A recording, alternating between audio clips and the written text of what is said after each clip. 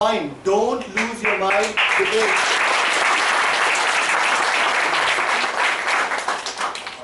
Thanks, Vikram, for those beautiful words. I'm glad my speech helped you. And coincidentally, my today's topic is also on a similar note. So, what is the way to a man's heart? Stomach.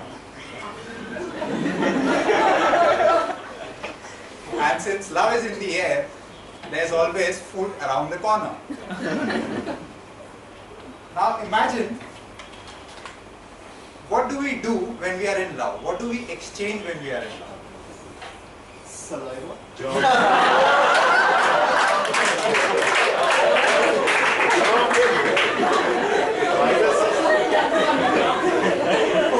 Why did you ask?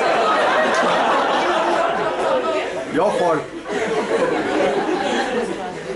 What do we exchange is what we have here on the table. Rubber. Now imagine, I have a heart which is full of blocked arteries, and I'm telling you, girl, I have given my heart to you. And what is she thinking? So, my topic for the day is, don't lose your mind, lose your weight. Good morning, friends, Toastmaster of the day and guests. 2 years back, I came across a book by the same name, Don't Lose Your Mind, Lose Your Weight.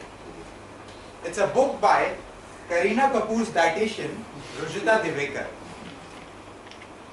And at that time, I weighed a heavy 91 kilos, and today I am at 75.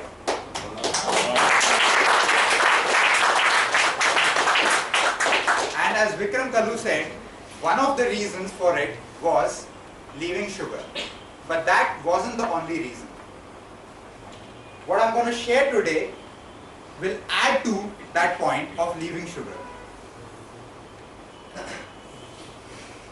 So Rujita Divekar shares 4 key points in her book. How many of you like to drink tea or coffee early in the morning after you wake up? So this first point is for you. Don't wake up to tea or coffee. I'm not saying leave your tea or coffee. I'm saying don't wake up to tea or coffee. And as an addition to that, eat something within 15 minutes of waking up.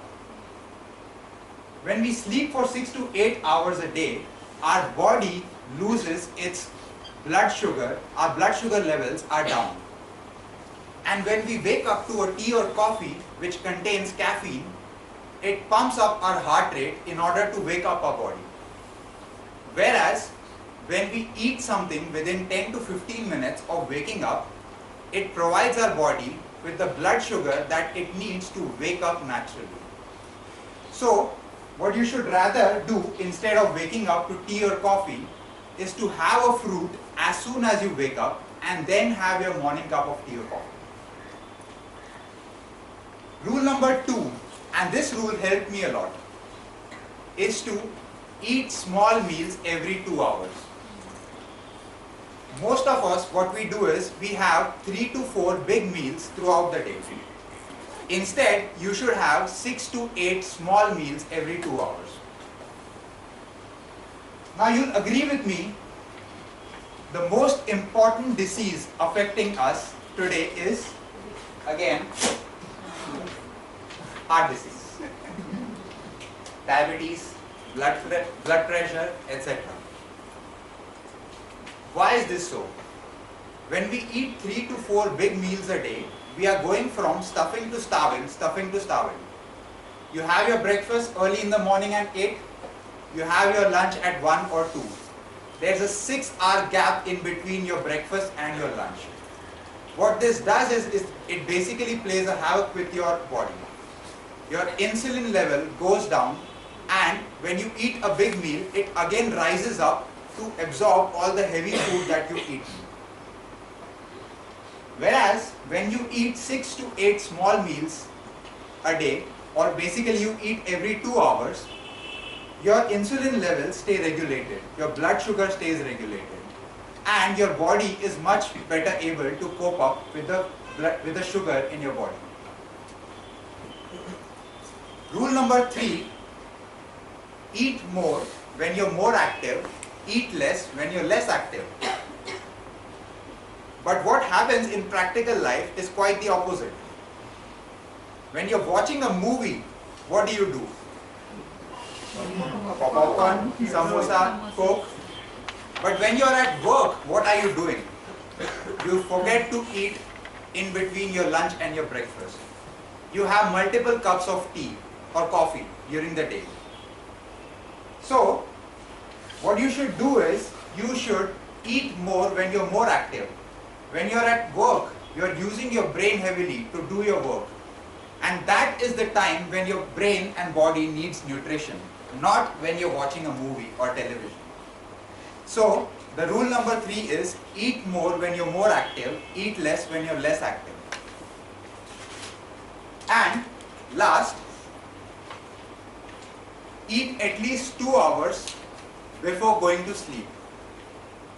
Your body will digest your food well, you will get better quality sleep, and you will wake up feeling fresh. And when you wake up feeling fresh, eat that fruit instead of your cup of coffee. And a bonus rule, two bonus rules in fact, that she shares in her seminar is, 1, grandmother's rule. What's grandmother's rule? Eat the foods that your grandmother's grandmother would have eaten. Or, let it put me the other way, try avoiding foods that your grandmother's grandmother couldn't have or wouldn't have eaten. Because, obviously, those foods are the ones that are good for you. What your grandmother ate is probably good for you also, and what your grandmother didn't eat is probably not good for you as well. And the last one, be wary of misinformation. How many of you have switched to olive oil, green tea, etc.? All these are brilliant marketing gimmicks. Be wary of them, use your brain, and don't lose your mind, lose your way. Thank you.